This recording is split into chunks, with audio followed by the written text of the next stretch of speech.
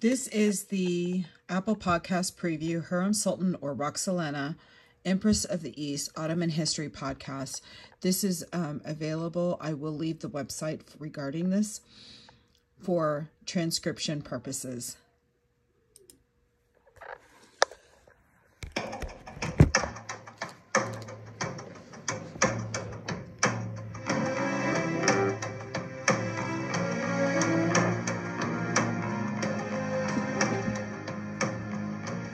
Hello and welcome to another episode of the Ottoman History Podcast. I'm Suzie Ferguson. I'm Secil Yilmaz. And today we're very happy to welcome to the podcast Professor Leslie Pierce. Leslie, thank you so much for being with us today. Oh, thank you so much for inviting me.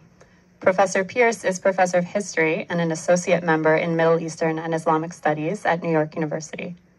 She's the author of now 3 groundbreaking books in Ottoman history, as well as many other pieces. Her books have won various scholarly prizes and been translated into many languages. Our listeners may be familiar with some of her works, including The Imperial Hurrem, Women and Sovereignty in the Ottoman Empire, and Morality Tales, Law and Gender in the Ottoman Court of Aintab. Her most recent book, Empress of the East, How a European Slave Girl Became Queen of the Ottoman Empire, is just out from Basic Books this year in 2017. The book will soon be available in Turkish, Chinese, Polish, and Estonian translation, which seems very exotic.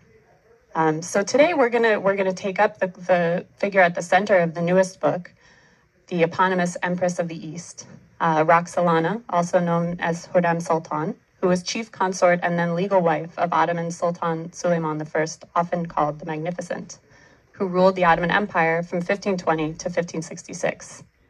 Today, we'll delve into the life and times of this remarkable woman and talk with Professor Pierce about how her story sheds light on larger questions about Ottoman politics, governance, and gender relations. So we have big dreams for this episode. So Professor Pierce, it's clear from your telling in the book that Roxelana was an important figure in Ottoman history. And yet we don't know much about where she came from or her early life. So what do we know about Roxelana's origins and childhood?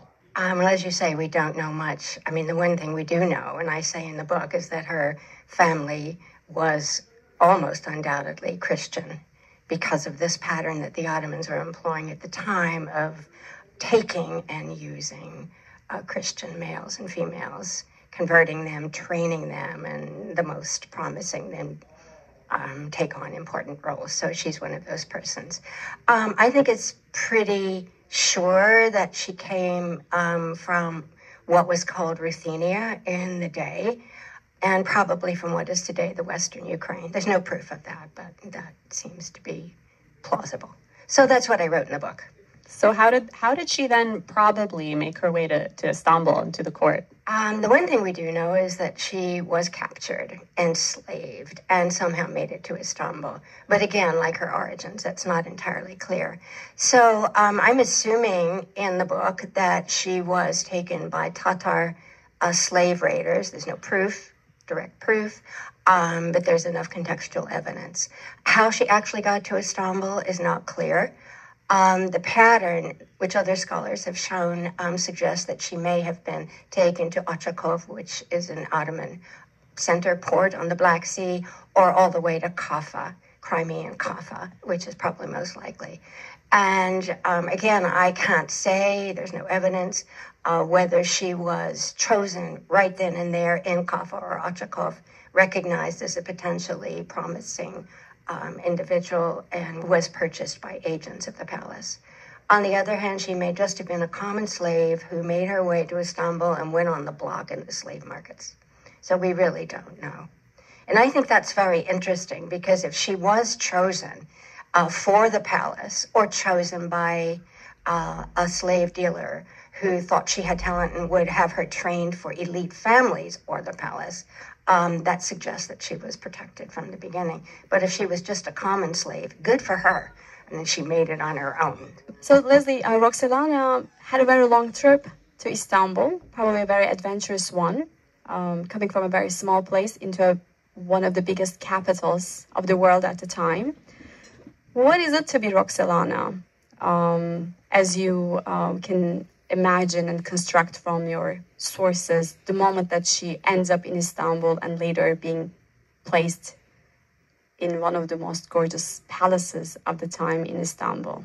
You know, I wish I had talked to you before I wrote the book, because I hadn't thought about tiny place, huge city. That's a really interesting point to make. That experience of just arriving in the city, even if she's for the palace, must have been overwhelming. We can just let our imaginations go here. The fact that she was going to be sold, she's a commodity. Was she protected? I mean, whether she had anyone supporting her is so hard to say. But what we know about her, and this is a big point of the book, it's so obvious, is that she was a survivor. So whatever factors overwhelmed her, she seems to have coped with them. I mean, we do know that in the end she rises about as high as it's possible to go at the Ottoman court, right? So how do you think she did that? I mean, beyond sort of personal qualities, or what does that trajectory look like? How did she rise in the palace? Well, first, she made high for the Ottoman court. I mean, she broke whatever glass ceilings there were and created a whole new paradigm of a political woman. But let's assume she's with other women. Perhaps she's been recognized as talented, potential talent. At some point, she shows that she can go far, and go far means become a potential concubine for the Sultan. When and where and what she demonstrated to allow the people around her, that is her minders, her teachers, and perhaps high-ranking women in the harem, because that's where she's being trained, when they recognized what is so hard to say. But she must have been the A student in the class, and she must have been good at engaging others to help her. So this is another thing, you know, I was very curious about, which is sort of what is her relationship to some of these other powerful women at the Ottoman court? I mean, including, you know, the mother of Suleiman, Hafsa, and then, you know, later on down the road, some of the other concubines or consorts that she deals with. Hafsa, Suleiman's mother, must have supported Roxelana, whether she wanted to or not. So I think that relationship was certainly a political one. Whether it was an affective one, whether they developed a loving relationship is very hard to say. There's a story that is told by one of the Venetian ambassadors. And let me just say that the Venetian ambassadorial reports are incredibly important for intimate details. He relays a story about a temper tantrum that Roxelana had. It's hard to say when, but maybe 2 or 3 years into her work as Suleiman's concubine, by which time she's the mother of 1 or 2 or possibly 3 children, depending upon when it happened. So the story goes that one of Suleiman's political appointees has given him a gift of 2 Russian slaves. Russian here may mean Ruthenian, like Roxelana's presumed origins. When she hears this, she pitches a fit. I mean, it sounds like an absolute tantrum. You know, she's flinging herself to the ground. And you would think that in the protocol of the harem, that would be an absolute offense towards the Sultan and towards his mother, who is the head of the whole female harem. In fact, they seem to be quite remorseful, and they get rid of the 2 Russian slave girls. They re-gift them out of the palace. So that's a remarkable story, and maybe it does tell us something about Hafsa's protection of her. There's a possibility that she could have been pregnant, too, which I suggest in the book, which means that you definitely want to take good care of her and not upset her. I mean, what's fascinating about that is that it also gives us a hint, perhaps, at the kind of affective relationship that might have been developing between Roxelana and Suleiman. And one of the things you note early on in the book is that Roxelana and Suleiman constructed what you call a nuclear family in a polygynous world. So I was wondering if you could tell us a little bit more about what that means and sort of what were the stakes of that for Roxelana and for Suleiman. Well, first we should say something about what the typical pattern was as Roxelana emerges into the limelight.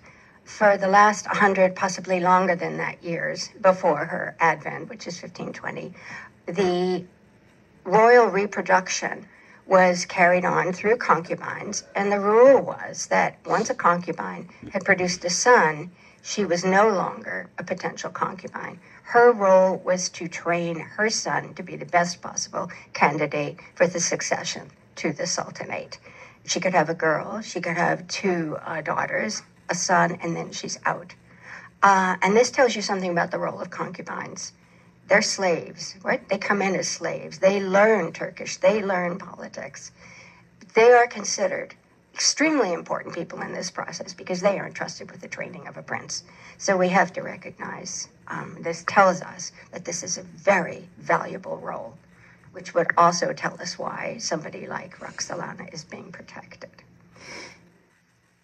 It's a big mystery, and I spent a good deal of time pondering how I was going to write about this when Suleiman, and I'm giving him the agency here, when Suleiman brings Roxelana back to his bed. Her first child was a son, Mehmet.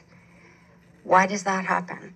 She has a daughter, Mihrimah, but then later he calls her back again, and pretty soon it's becoming clear that he's just sticking with her. No other concubines as far as we know. And this is a total break from precedent, right, where a concubine who had borne a son would be sent back to the harem and would never bear another child to the Sultan. This is a complete break. It's a complete break with 100 or even longer tradition. And people noticed that. They didn't know what was going on. I mean, one of the outcomes of that for Roxelana was that they began to call her sorceress or witch. She had seduced the Sultan, sorcelled him, so to speak. So, I mean, going back to what this means for her, I mean, it's not what she's presumably been trained for at the get-go. And every step of the way, she's going to have to figure out how to deal with multiple sons. What is her future going to be? I mean, that must have been on her mind. She has 6 children. What is her affective relationship with Suleiman? I mean, in the beginning, what was she? I mean, we have to say it. She was a sex slave.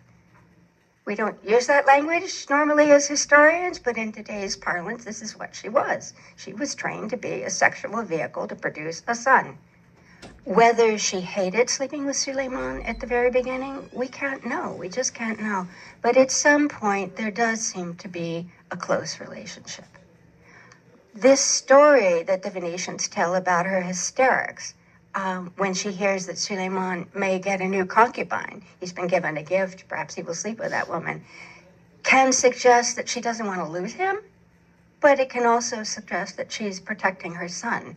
She doesn't want more boys out there to be his competitor. Leslie, this is a very fascinating story, especially the kinds of breaks that it entails and that embodied in the life of an captured, enslaved woman and her rise in the palace.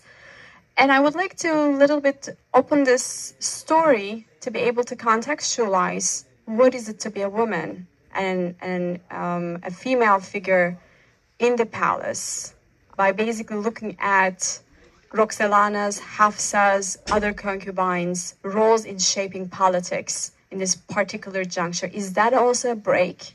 Apart from the private lives of a concubine and a sultan, can we also talk about a break in the politics of reproduction, which book does a great job actually showing before and after and looking at trajectory. Can you please a little bit tell us about this? I think the breaks in Roxelana's own career, having more than one son, number one. Later on, when her son becomes old enough to follow the typical pattern, which is to be sent to a province to learn how to govern, and his mother goes with him, that's another break. She ends up not going with any of her sons. Number 3, and this is a very big one, Suleiman marries her. And to marry her, he has to free her. I think I am right in saying that no consort of an Ottoman sultan ever married him except Osman, the very first, in the very beginning of the 13th century. So this is a huge break. And then the last important break is that as his wife, she moves into the imperial palace. And now I need to explain about the palaces, and this goes to the question of women's training in politics. When Suleiman comes to the throne, it's been 75 years or so since, less than that, 50, I guess, since Mehmet the Conqueror first built a palace in Istanbul, and then he built a second one, which is the one we know as Topkapı Palace. And so the first one becomes the female harem, and the second one is where the Sultan lives, and it is the seat of government. government offices are there. So Roxelana is being trained in the Old Palace. It's literally called the Old Palace. But then when she marries him, and this is like 16 years into her career, she moves into the Imperial Palace, the Topkapi Palace. This is radical. You have a woman in the heart of what has been an all-male environment. Now, the question is how definitively did she move? And I think, and others have thought too, that she probably went back and forth. Her kids are in the Old Palace. She's part of that harem. But gradually her domicile, the quarters that belong to her, are enlarged to the point that by the end of the 16th century, this is a major office in the new palace, in the Topkapi Palace. So this is probably the biggest thing she does. The most important thing for history that she does is establish the imperial harem as a legitimate political entity at the heart of government. There were people who criticized women being there, but it stuck all the way through to the end of the empire.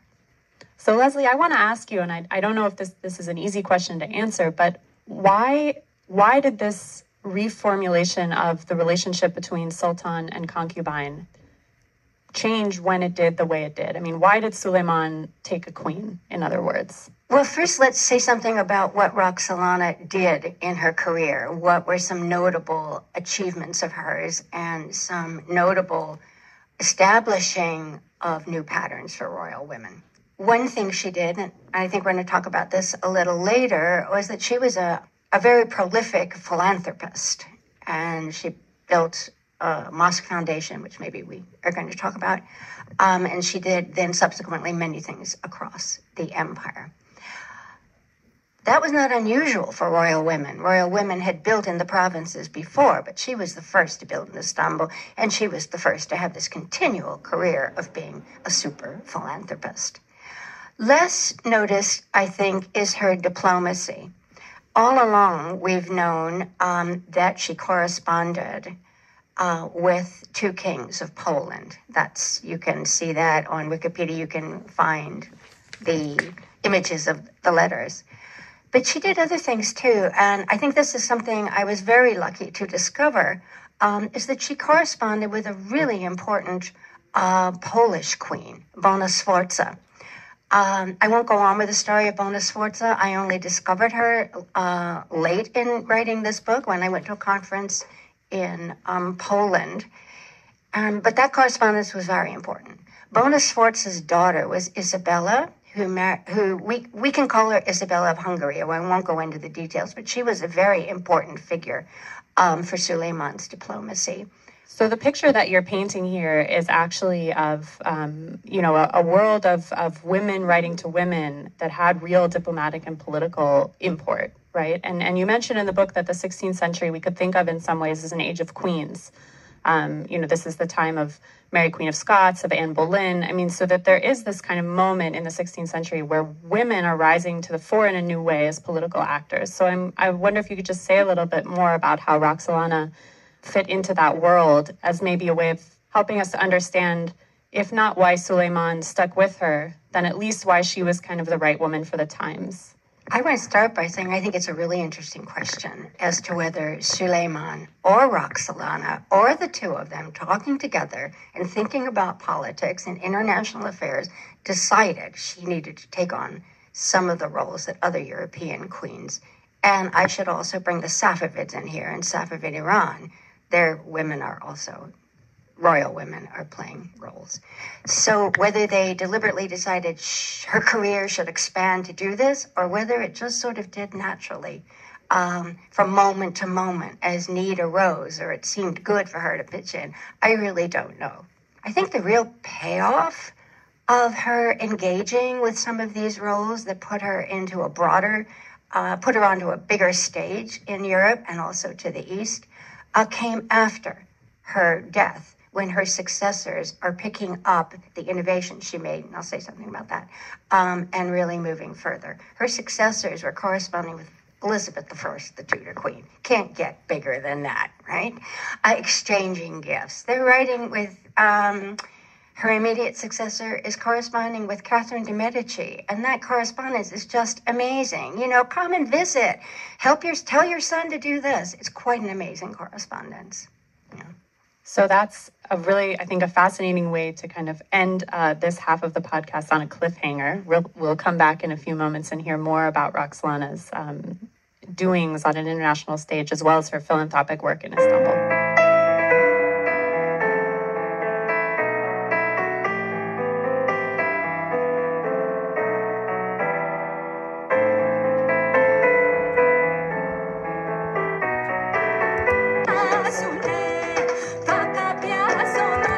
When she got to the palace and came to power. So if you could tell us a little bit about what was her role in charitable giving and philanthropy. And could we see her as a kind of founder, in a way, of a new tradition of philanthropic women's politics in the Ottoman court? Philanthropy is something I really wanted to write a lot about in the book, because I don't think it's been recognized as a part of her career. New scholarship, particularly the book by Yilmaz about the great architect Sinan, has brought out many of the facts, and there's no way you can ignore that career. But to put it into her biography is something I really wanted to do, so I wrote a lot. So it's not that she initiated a philanthropic career for a prominent royal woman, but that she amplified it. And she had Suleiman's support, obviously, in this. So the pattern before was that concubine mothers were expected to endow a foundation. And by foundation, I mean a mosque, a collection of buildings. A mosque would anchor it. There might be a madrasa, a college that would teach law, principles of religion, and other disciplines. Sometimes a primary school for the neighborhood. If it was a large and well-endowed institution, it might have a soup kitchen. This was a fairly normal feature for big foundations. And the big thing would be a hospital. And there are many other smaller endowments that royal women made. The point about Roxelana was that she did not follow the pattern of women before who built in the provinces. Manisa, all other different places where princes were living, and even smaller towns, and not quite villages, but across Anatolia. So her foundation begins with a mosque. Interesting, the mosque is fairly modest. The other parts that will go up after the mosque were a madrasa, a lovely little primary school for students. And I just have to stop and say, I had a tour, so I got to see this, that it had an indoor and outdoor classroom. And so this lovely sort of angled roof above it, and the nice way that the kids go outside. Then it had a soup kitchen, a really magnificent soup kitchen, and somewhat later, a hospital, which is a very important addition to the whole medical scene in Istanbul.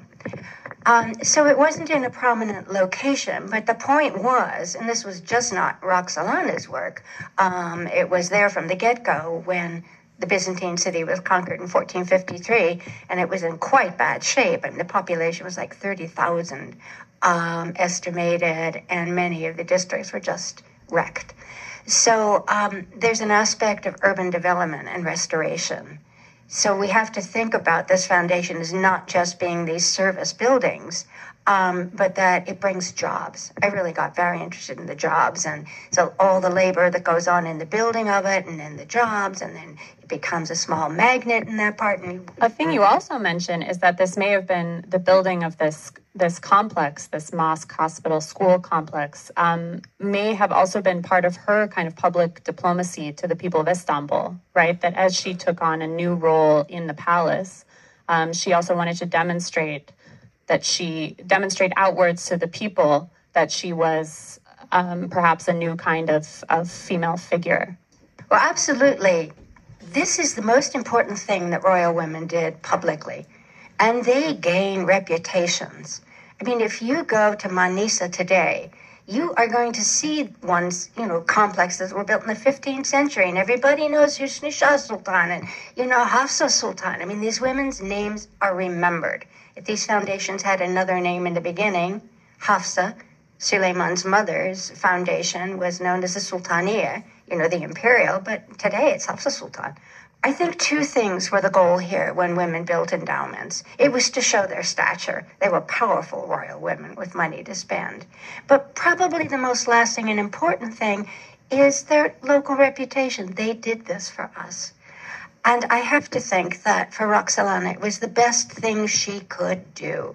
We have a lot of negative comments about her in the writings of European ambassadors, and her legacy has been one of a schemer, a sort of a wheeler-dealer kind of person. But I think if people had gone around and taken popularity polls in, say, 1550, she would have done well in different parts of the empire. Because by that time, she had endowed shrines for saints. She had endowed in Mecca and Medina hostels for pilgrims on the Hajj.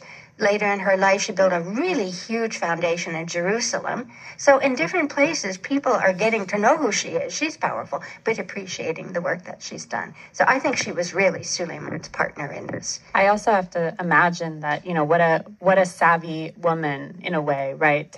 To come to the court as a Christian concubine and then to, at the height of your career, be building shrines for saints in Mecca and Medina. I mean, you can sort of imagine here that the working of a kind of sharp political consciousness, in other words. There's this story told by George Sandys. George Sandys is this English, I think, traveler, was he? I don't remember. It's in the book. And he wrote a very negative story. He wrote a lot of negative things about the Ottomans, but how she wouldn't sleep with Suleiman unless he kind of freed her and gave her money to build a temple, as he called it. So, maybe there's a grain of truth in this, is that she held out and said, if you're sticking with me, I have 6 kids. Can you imagine this scenario? I have 6 kids. I've done all this stuff for you. Man, I want a monument because I want my name, A, my name to be remembered, and B, I want to get popular among the people. I want to do good for the people. So I like that scenario. So there's that little story. If it had a grain of truth, is very tells us revealing. Something. Yeah, absolutely. We'll talk more about Roxelana's legacy in the city of Istanbul today and then. But I would like to also bring in another aspect of the Haseki complex This is Roxelana's mosque compound. You mentioned something in the book, and that was fascinating for me, that it's a female space with some of the employers, but also a space for the female inhabitants of Istanbul. It became a space for education, for religious practices, and so on and so forth. So I would like to, is this intentional, you think, has been calculated by Roxelana herself? Or is it just natural that whatever foundation that these royal women starts actually also in one way or the other speaks to their female audience and their popularity about women? Can we elaborate on that or even speculate about that? I think we have to mostly speculate, but there are these hardcore moments of evidence. Mm-hmm. So I'd like to start first talking about women's thinking about other women before we get to the complex. I mean, if you think that Roxelana and all these other women are in what is almost like a monastery for their training in the old palace, there must be jealousies and tensions, but there must be a lot of sympathy and friendships and alliances. So you're used to working with women. You're used to having female patrons, and you're used to being a female patron yourself.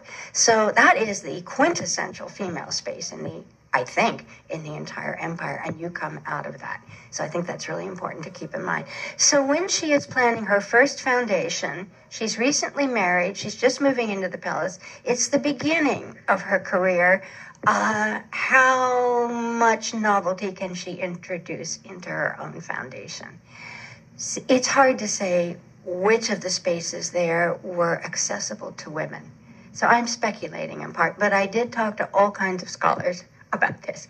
The mosque presumably was accessible to women for prayers in a separate space, or towards one side of the mosque. Presumably they could go in non-formal prayer offices and say a prayer. There was a well, there was a water source on the grounds of the foundation, and there is a reference to slaves and women, girls going in and getting water from the well. That was an open space for them, or an acceptable space, at least for the girls, or maybe not, grown women. Whether the soup kitchen entertained females, whether they were one of the people who had kind of a past, so to speak, is hard to say. But I imagine them going, and when there's leftover food, it's a dole, so going there. So it's hard to say, but I think that is probably true. There is one thing in the endowment deed which was very interesting to me, and this is perhaps the most concrete foundation for thinking about women's presence in that complex. And that is, as she lists all the employees of the foundation, she has a katibe. That can only mean female scribe.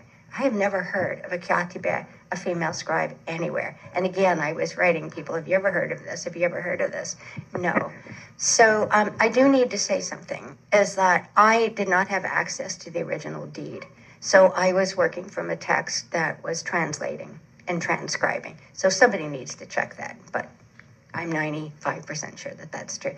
What does it mean to have a female scribe? Let's say that a scribe is not necessarily somebody who just writes. It's a bigger term, I think, in Turkish. Sort of a female administrator, somebody who's taking care of stuff but can put it down on paper.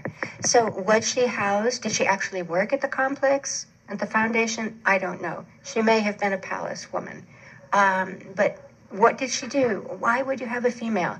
That has to have been Roxelana's choice. And it's, I hope other people think about what that woman would have done.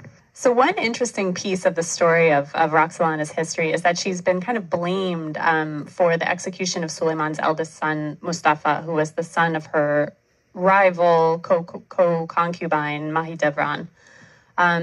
So I want to talk a little bit about that story and the broader question of Roxelana's legacy. How was she received in her own time, and then how has she been talked about by historians since her moment? Well, I think the execution of Mustafa is probably the biggest factor in her legacy then, and possibly even now. And now to fill in your listeners, Mustafa was Suleiman's oldest surviving son. He lost some to childhood disease. Mustafa's mother, Mahidevran, was a very important woman as the mother of a prince. And their life story is the pre-Roxelana story. It fits that classic model of mother-son going to the provinces, mother being totally devoted to the son. We should also say that Mustafa was incredibly popular. He started to be popular when he was 12. And again, this comes from the Venetian ambassadorial reports that the Janissaries liked him. The Janissaries are this very famous infantry corps of the Ottomans who increasingly wield political power and sometimes revolt. So Mustafa is very popular. Mahidevran is viewed with a lot of sympathy. People admire her. It's the old story. Roxelana comes along and has all these sons, and that disrupts the whole question of the succession. Now Mustafa has 2 or 3 other brothers that he's dealing with. Roxelana never leaves Istanbul. There's a disparity, and there are two kind of patterns going on here. So I argue in the book that Roxelana was not key in the execution of Mustafa. Suleiman executes Mustafa when he's just about 40 years old, when Mustafa is about 40 years old. People are writing, again, it's Europeans, because they will write openly about politics, that Mustafa is going to be the next Sultan. There is just no way around that. He is so popular. He is such a good potential Sultan. So there's great sympathy, at least insofar as our sources tell us this. And so Roxelana has been blamed for this sudden execution. I spend a lot of time, I don't think I'm the only person who's writing about this now. I'm not sure of other scholars' names, but really look at the circumstances under which Suleiman executes Mustafa, and I think it has a lot to do with the world in 1553, when the Ottomans are up against powerful Safavids on the east and powerful Habsburgs, particularly the Austrian Habsburgs. And this empire cannot be on a permanent fighting footing because this is the way the world is, and we now have stable empires. So Mustafa, in a sense, was a scary candidate. And there was a moment in time in which, when they're at war, it looks like the army will defect to Mustafa. So I argue that it was a decision, a painful, probably horrible decision he had to make, is that Mustafa was a threat to the stability of the empire. If Mustafa were to win, or if there was civil war with the other sons, that the empire could fall apart, and then the Safavids and the Habsburgs are going to invade. And I just have to say this. This was very hard for me. And I had to call my son and talk this through. I say in the book that Roxelana was inevitably guilty. I mean, she was there all the time promoting her sons. But as I say in the book, that was the job of a concubine mother, to promote her sons and not to, so that somebody else's son won't become Sultan. So that was her job definition, as it was Mahidevran's job definition. Why do you think then people at the time, and then historians later on, were so eager to lay this kind of terrible deed at Roxelana's feet? I mean, is there something we can extrapolate here about the way that people think about powerful women? I mean, Roxelana broke the mold, as we've been talking about, and she broke patterns that people thought had made the empire successful. I mean, this old pattern of mother-son in provinces is obviously what worked, because Suleiman inherited a great empire.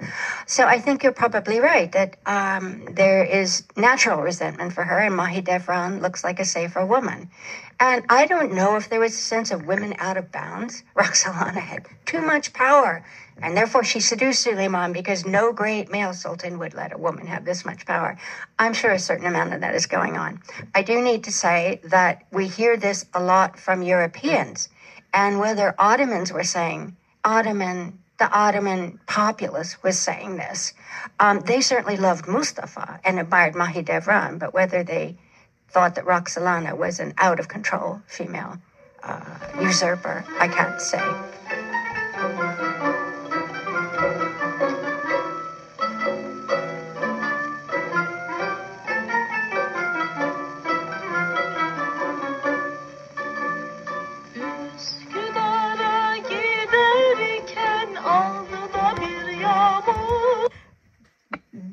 The work itself, the questions that we are asking at the moment, and whatever we are guessing, speculating, constructing, has many layers of narratives.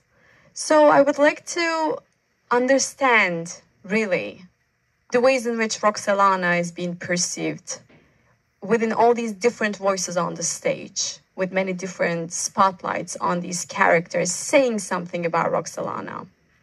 How do we understand it today?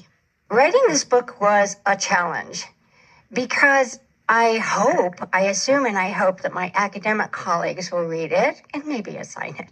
But I also was primarily writing for a general audience. And I want to say something about that, because I don't think we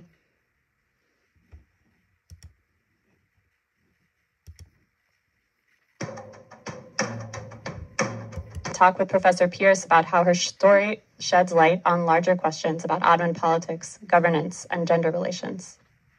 So we have big dreams for this episode. So Professor Pierce, it's clear from your This will be the end of this part of the Hurrem Sultan. I will leave the link down below should you wish to listen to the rest of this. Thank you.